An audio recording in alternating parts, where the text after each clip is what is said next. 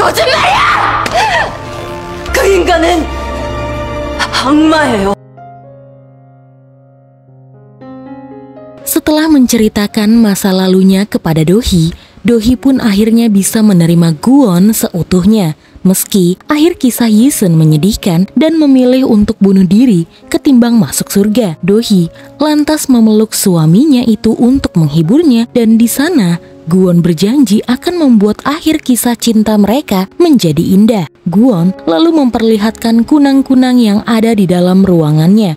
Kunang-kunang itu begitu indah dan mengingatkan Guwon saat dulu ia dan Wolsim juga melihat kunang-kunang itu di dalam hutan. Pertemuan mereka yang kedua kali ini mungkin merupakan kesempatan kedua bagi Guwon, dan Guwon berjanji tidak akan membuat Dohee menderita seperti yang ia lakukan kepada Wolsim. Keesokan harinya, Guwon mendatangi wanita Tuhan untuk meminta saran agar kehidupannya kali ini tidak mengulang penderitaan yang sama bersama Dohee. Tapi wanita Tuhan itu hanya berkata penderitaan yang dimaksud Guwon adalah alasan sebenarnya kebahagiaan bisa ada. Jika hidup manusia selalu bahagia, maka ia tidak akan tahu makna sebenarnya kebahagiaan. Tapi Guwon berkata, hidup manusia di muka bumi ini masih kurang panjang untuk mencapai kebahagiaan. Guwon tidak tahu. Menurut wanita Tuhan itu, terkadang kebahagiaan malah bisa menjadi sebuah racun. Tidak terasa 1 tahun telah berlalu dan sudah memasuki bulan Desember, di mana artinya Natal tahun ini adalah Natal pertama Guwon dan juga Dohee. Namun, pada saat mereka berdua sedang asik bercengkrama bersama di perjalanan menuju kantor, mereka terjebak macet dikarenakan ada kecelakaan lalu lintas. Keadaan korban membuat Dohee langsung teringat dengan tewasnya kedua orang tuanya. Guwon sadar ada yang aneh dari raut wajah istrinya itu. Karena kecelakaan itu langsung membuat Dohee menjadi tidak fokus. Kekhawatiran Guwon membuatnya menemui Suk-hun. Ia lalu bercerita jika tadi Dohee sempat melihat laka lantas yang mungkin mengingatkannya kepada orang tuanya. Jika diperhatikan, saat Dohee sedang bahagia, ia seperti merasa bersalah. Dan menurut Suk-hun, bisa jadi Dohee takut bahagia itu karena Dohee pernah bilang saat-saat paling bahagia di dalam hidupnya adalah saat ia bersama orang tuanya, dan malapetaka datang saat ia di puncak kebahagiaan. Sebelum diangkat anak oleh Nyonya Ju, hidup Dohee berpindah-pindah. Ia punya kerabat, namun kerabatnya hanya ingin uang warisan dan asuransi dari orang tua Dohee. Setelah uangnya habis, Dohee lalu dibuang. Saat Suk-hun pertama kali bertemu dengan Dohee, Dohee sangat ketus, seakan-akan membuat benteng agar orang tidak menyakitinya lagi. Namun akhirnya ia luluh saat bersama Nyonya Ju. Makanya Dohee bersikeras mencari pembunuh Nyonya Ju. 범인을 찾아야 된다는 생각 때문에. Di kantor, Dohee sedang rapat dan membahas promosi produk barunya. Menurut pegawainya, sepertinya akan bagus jika mereka promosi di teater milik suami Dohee alias Guwon. Karena pentas seni Jin Gayung kemarin sukses besar dan istilah tradisional trendy saat ini sedang banyak diminati oleh orang-orang. Setelah dipikir-pikir, sepertinya itu adalah ide yang bagus. Sehingga Dohee pun bersemangat memberitahukan hal ini kepada suaminya. Hal tersebut sangat mudah bagi Guwon dan ia akan langsung menyetujui semua hal yang ingin Dohee lakukan. Meski sebenarnya ia khawatir kepada Dohee. Dohee akan menyibukkan dirinya bekerja untuk melupakan rasa sakit di dalam hatinya, dan tugas Guwon sekarang adalah membantu Dohee untuk tidak terlalu memporsir dirinya saat bekerja. 걱정이네요.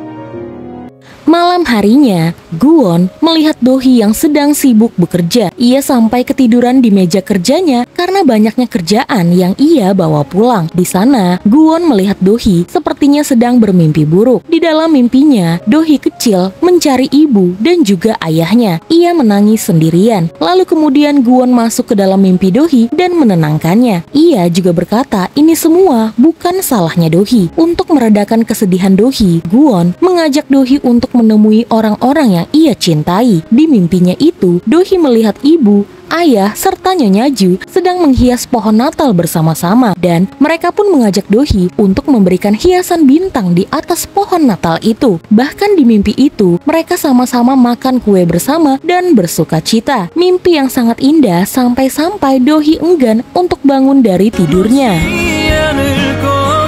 빈자리 줄 수 있다면 좋을 텐데.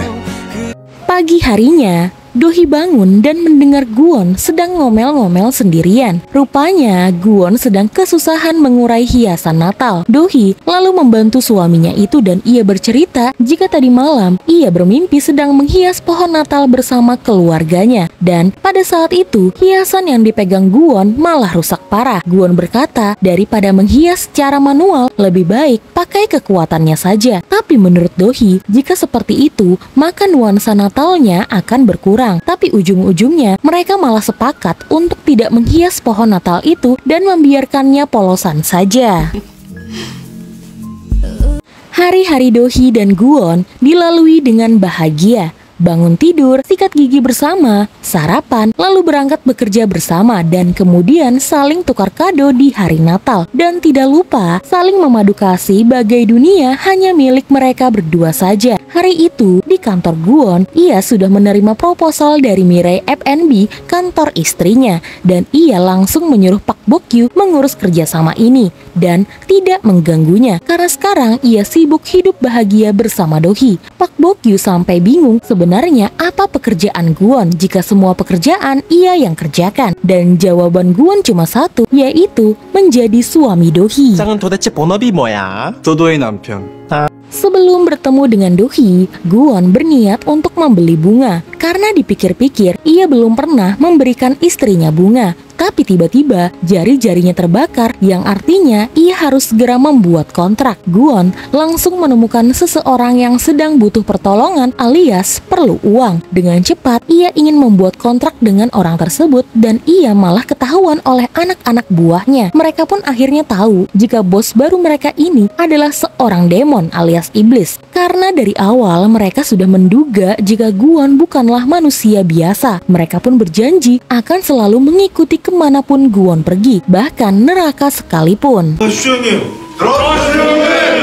Sementara itu di kantor, Dohee menerima telepon dari Noh Suk-min yang ingin mengajak semua anggota keluarga untuk makan malam bersama di rumahnya. Sebenarnya Dohee sudah menolak, namun Noh Suk-min terus memaksa. Ia bilang ini semua demi ibunya alias Nyonya Ju, karena walau bagaimanapun mereka berdua tetaplah keluarga. Setelah menerima telepon dari Noh Suk-min, tiba-tiba Guwon pun datang membawakan Dohee bunga. Dohee bingung dalam rangka atau hari bahagia apa sampai-sampai Guwon memberikannya bunga. Guwon hanya berkata ini adalah salah satu hari bahagia mereka berdua dan semua hari-hari bersama Dohee patut untuk dirayakan. Dohee pun langsung mencium pipi suaminya. Ia tidak menyangka suaminya bisa seromantis ini. Dohee juga berkata jika ia sangat mencintai Guwon dan Guwon juga mencintai Dohee. 마음에 들어?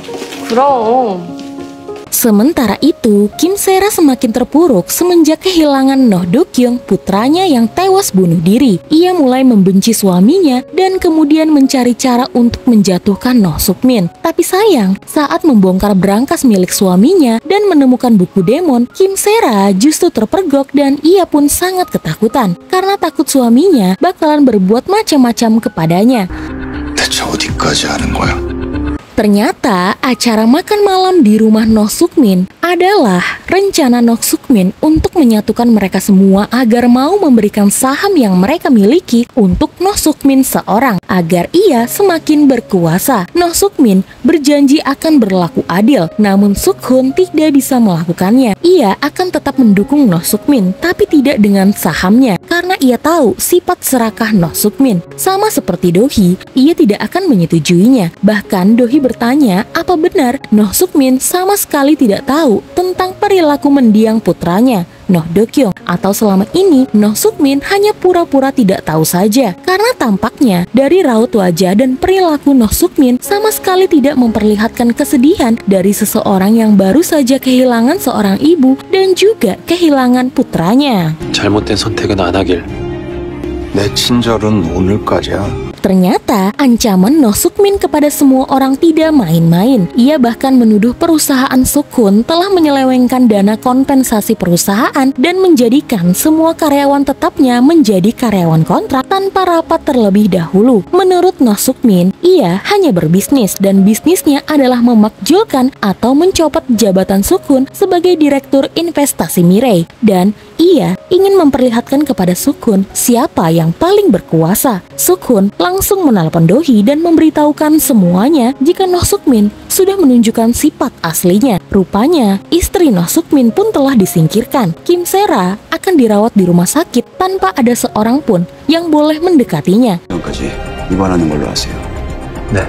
Dohee pun tidak tinggal diam, ia pun langsung mendatangi Noh Suk-min. Dari dulu, Nyonya Ju selalu menjaga keseimbangan di antara laba perusahaan dan tanggung jawab sosial. Tapi Noh Suk-min hanya mementingkan laba saja. Dohee tahu apa yang ada di pikiran Noh Suk-min. Ia ingin menjadi lebih hebat dari ibunya sendiri dan mengalahkan Nyonya Ju. Noh Suk-min lalu berkata, sampai kapan Dohee berlindung dari balik nama ibunya? Rezim ibunya sekarang telah berakhir dan sekarang ia sudah keluar dari telur dan siap menghancurkan segalanya. Dohee langsung teringat dengan nama di ponsel milik Gi Kwang-chul yang Dohee lihat di kamar Noh Dok-yong saat ia mencari buku demon bersama Gwon. Ia melihat nama penerima pesan adalah Abraxas. Abraxas sendiri bermakna kehancuran, yang mana Noh Suk-min memposisikan dirinya sebagai penghancur yang akan menghancurkan dunia Nyonya Ju. Artinya, Noh Suk-min lah yang telah membunuh Nyonya Ju. Teganya, Noh Suk-min membunuh ibunya sendiri. Noh Suk-min langsung berkata jika wanita tua itu adalah seorang iblis. Wanita yang Dohee puja-puja itu yang telah membuat Noh Suk-min menjadi seperti ini. Dari dulu, Noh Suk-min selalu disalahkan. Semua dosa ibunya selalu dilimpahkan kepadanya. Dan seharusnya Dohee tidak keras kepala dan justru berterima kasih kepadanya karena dia sudah membalaskan dendamnya Dohee. Dohee bingung, apa maksud Noh Suk-min? Selama ini, Dohee mengira orang tuanya tewas karena kecelakaan yang telah ia buat. Padahal sebenarnya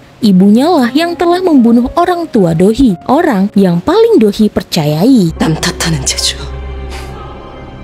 Sementara itu di rumah sakit tempat Kim Se-ra dirawat, Gwon datang untuk menanyakan keberadaan buku demon yang telah dicuri oleh Noh Suk-min. Kim Se-ra sempat ragu untuk memberitahukannya, namun Gwon berkata Kim Se-ra sudah hidup di dalam neraka. Jika ia ingin lepas dari neraka itu, maka Kim Se-ra harus segera memberitahukannya. Setelah Gwon berniat pergi, Kim Se-ra langsung berkata jika Noh Suk-min, suaminya, telah membunuh ibu mertuanya dan juga putranya. Ia yakin suaminya itu adalah seorang iblis, di mana suaminya berniat untuk membunuh Dohee. 도희를 죽이려 한 것도 Awalnya Dohee tidak mempercayai kata-kata Noh Suk-min, tapi kemudian Noh Suk-min mengeluarkan sebuah alat perekam suara, di mana di sana ada suara ayahnya Dohee yang sedang menentang Nyonya Ju. Ayah Dohee berniat membeberkan segala kelakuan Nyonya Ju kepada para pemegang saham, dan akhirnya karena marah besar, ibunya mengejar orang tua Dohee dan muncullah ledakan besar. Dan kemudian perusahaan elektronik yang dibuat oleh ayah Dohee menjadi awal pembangunan grup Mirai yang besar ini. Artinya, darah orang tua Dohee adalah pupuk bagi Nyonya Ju. Noh Suk-min juga berkata, jika dulu ibunya tidak punya agama, namun semenjak kematian orang tua Dohee, ibunya jadi sering melakukan pengakuan dosa. Karena apa? Karena ia ingin masuk surga dan menghapus dosa-dosanya dengan menjaga Dohee dengan penuh kasih sayang. Dohee tetap tidak bisa mempercayainya. Ia terus berkata, Noh Suk-min adalah pembohong. Lalu Noh Suk-min mencekik Dohee. Ia ingin Dohee langsung menanyakannya sendiri kepada ibunya, entah itu di surga ataupun di neraka. Ia ingin Dohee segera pergi menemui ibunya. Dohee sempat menusukkan sebuah pulpen ke tangan Noh Suk-min agar ia melonggarkan cekikan di lehernya. Tapi Noh Suk-min tetap tidak bergeming.